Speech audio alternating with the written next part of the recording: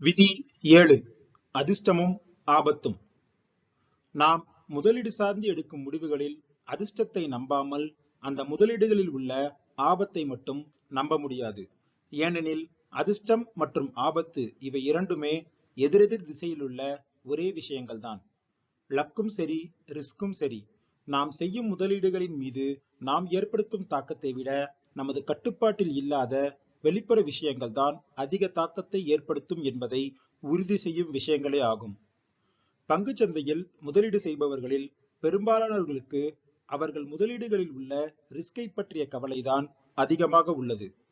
அவர்கள் செய்யும் எல்லா விஷயங்களும் அந்த ரிஸ்கை எப்படி கையாளுவது என்பது சார்ந்ததாகவே உள்ளது. அவர்கள் கவலைப்படும் விஷயங்கள் எல்லாம் அந்த ரிஸ்கை எப்படி கையாளுவது, ரிஸ்க் அட்ஜஸ்டட் ரிட்டர்ன்ஸ் எவ்வளவு கிடைக்கும், அதற்கு எந்த மாதிரியான ரிஸ்க் மேனேஜர்ஸை வைத்துக் கொள்வது என்பதுதான். அதிர்ஷ்டம் என்பதை பற்றிய எண்ணம் கிட்டத்தட்ட அவர்களிடத்தில் இருப்பதே இல்லை. யாரும் அதிர்ஷ்டத்தை எப்படி அணுகுவது என்பதை பற்றி தெரிந்து கொள்ள விளைவதே இல்லை. லக் அட்ஜஸ்டட் ரிட்டர்ன்ஸ் எவ்வளவு இருக்கும், அதை அதிகப்படுத்த லக் மேனேஜர்ஸை யாரும் வைத்துக் கொள்வதில்லை. ஆனால் லக் என்பது நீங்கள் எடுக்கும் பொருளாதார முடிவுகளில் ரிஸ்க் என்ன மாதிரியான விளைவுகளை நெகட்டிவாக ஏற்படுத்துமோ அதே அளவு விளைவுகளை பாசிட்டிவாக ஏற்படுத்தக்கூடியது.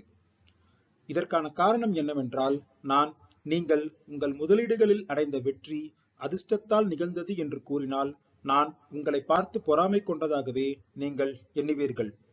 நாம் எல்லாருமே அப்படித்தான் எண்ணுவோம். அதனால் யாரும் நாம் அடைந்த வெற்றியில் அதிர்ஷ்டத்தின் பங்கும் உண்டு என நேரடியாக சொல்வதில்லை.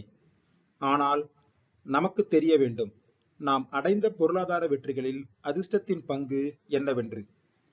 ஏனென்றால் ரிஸ்கை கையாளத்தான் நாம் நம் முதலீடுகளில் அதிக நேரம் செலவிடுகிறோம். நாம் எடுக்கும் பொருளாதார முடிவுகளில் ரிஸ்க் அதிகரித்துக் கொண்டே போவதற்கு காரணமே நமது வெற்றியில் லக்கின் பங்கை நாம் உணரவில்லை என்பதுதான். நம்முடைய முதலீடுகளின் வெற்றியில் லக்கின் பங்கை உணராமல் இருந்தால் அந்த வெற்றி நம்மீது நமக்கு அதிகப்படியான அதீத நம்பிக்கையை தந்துவிடும். அந்த அதீத நம்பிக்கைதான் நம்மை அடுத்தடுத்த முதலீட்டு முடிவுகளில் அதிக ரிஸ்கை நோக்கி தள்ளும்.